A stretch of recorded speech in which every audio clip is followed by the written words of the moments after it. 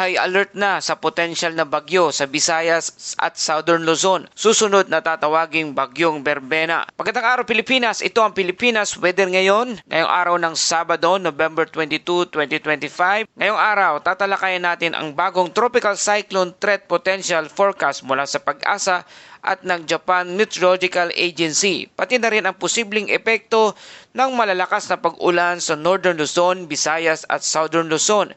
Simulan natin ang detalyadong ulat, pero bago ang lahat, kung bago ka lang sa ating channel, please like, share and subscribe para lagi kang updated sa panahon. Salamat sa iyong suporta. Mga kababayan, naglabas ang Pag-asa kahapon November 21 ng bagong tropical cyclone threat potential forecast para sa period ng November 21 hanggang December 4. Sa kasalukuyan, mataas na ang tsansa nito na may mabubuong bagyo sa loob ng ating Philippine Area of Responsibility. Sa 24 hours tropical cyclone formation outlook na inilabas kahapon ng alas 10 ng umaga, November 21, wala pang namumuong bagyo sa ngayon. Kasabay nito, naglabas na rin ang Japan Meteorological Agency o JMA sa kanilang 48 hours forecast para sa low pressure area simula sa Sabado hanggang Linggo, November 22 to November 23. At narito ang mga posibleng lugar na apektado ng magiging bagyo base sa ECMWF o European Center Medium Range Weather Forecast Ensemble. Maaring direktang maapektuhan ng potensyal na low pressure area o LPA o bagyo ang Northern Mindanao, ilang bahagi ng Visayas at ilang bahagi ng Southern Luzon. Paalala, malawak ang uncertainty dahil malayo pa ang sistema. Posible pa rin ang mga pagbabago sa forecast sa mga darating na araw. Kahit wala pa o ganap ang isang bagyo, may mga weather system na nagpapaulan sa ating bansa.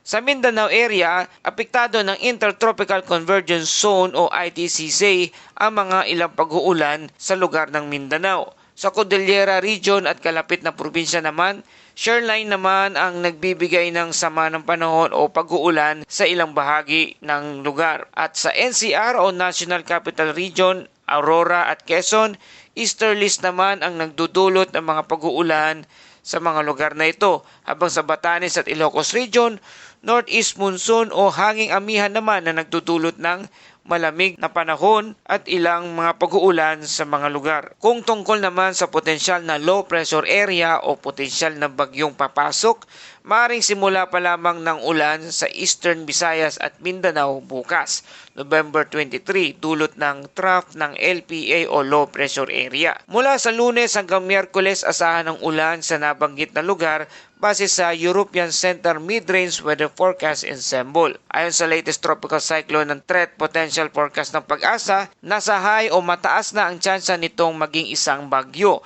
Maaring mabuo habang tumatawid sa Visayas, Southern Luzon o posibleng nasa West Philippine Sea na. Sa ngayon, nasa tropical depression category ang posibleng pinakamataas na maaabot nito.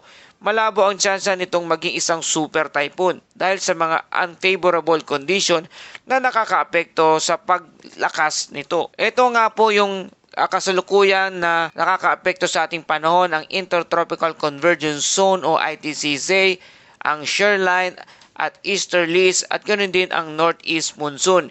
Ito ang magiging sanhi na kung saan hindi maaring maging malakas na bagyo o super typhoon ang darating na low pressure area o darating ng bagyo ngayong linggo. At kung mabubuo nga ito, tatawagin naman natin itong isang bagyong Berbena, ang ika-22 bagyo sa loob ng Philippine Area of Responsibility ngayong taong 2025 at magiging ika-3 bagyo naman na pumasok sa Philippine Area of Responsibility sa buwan ng Nobyembre. Paalala, ang datos ay mabilis magbago.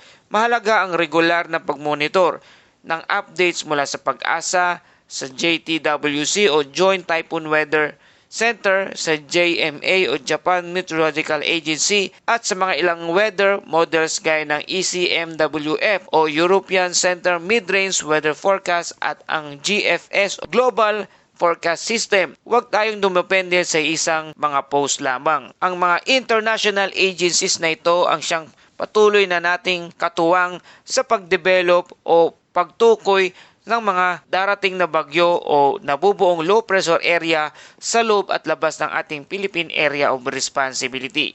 Malaking bagay at malaking tulong po yan sa atin ang mga datos na kanilang ibinabahagi worldwide. Bagamat wala pang aktual na bagyo sa ngayon, malinaw ang trend na ang pagbuo ng bagyong Berbena ay sa mga susunod na linggo na maaari nating asahan.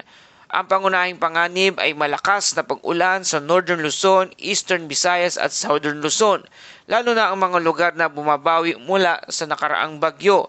Dapat mag-alerto sa flash flood at landslide.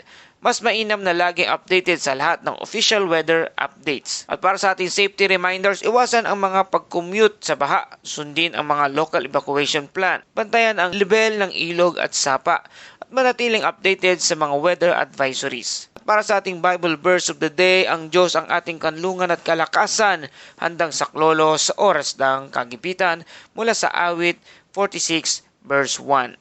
At sa ating summary segment, mataas na ang tsansa ng bagyo o darating na bagyo na papasok sa ating Philippine Area of Responsibility at tatawagin natin itong bagyong Berbena. Posibleng makakaapekto sa Northern Mindanao, Eastern Visayas at Northern Luzon. Weather System ITCZ Intertropical Convergence Zone, shoreline, easterlies at northeast monsoon o hanging amihan. Ito ang mga kasalukuyang nakakaapekto sa ating panahon dito sa ating bansa. Patuloy ang monitoring sa rainfall forecast at low pressure area movement o LPA sa labas at sa loob ng ating Philippine Area of Responsibility.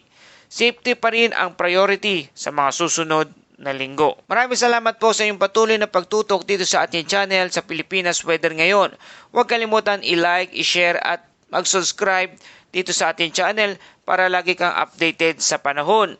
Sa ating mga kababayang OFW na patuloy na tumatangkilik sa ating channel, maraming salamat po sa inyong patuloy na pagsuporta, lalo tigit sa inyong mga ipinapadalang super thanks at super chats na kung saan malaking bagay po bilang nagbabahagi ng mga ulat panahon dito sa ating bansa.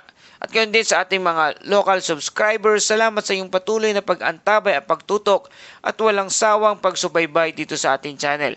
Isang malaking pasasalamat sa inyong lahat. Mabuhay po kayong lahat, mga kaibigan, mga kapatid, at mga kababayan. At yan po ang ating ulat panahon sa araw na ito. Ito ang Pilipinas Weather Ngayon na lagi nagpapaalala, mag-ihanda, mag-iligtas, mag-alerto. Ingat tayong lahat.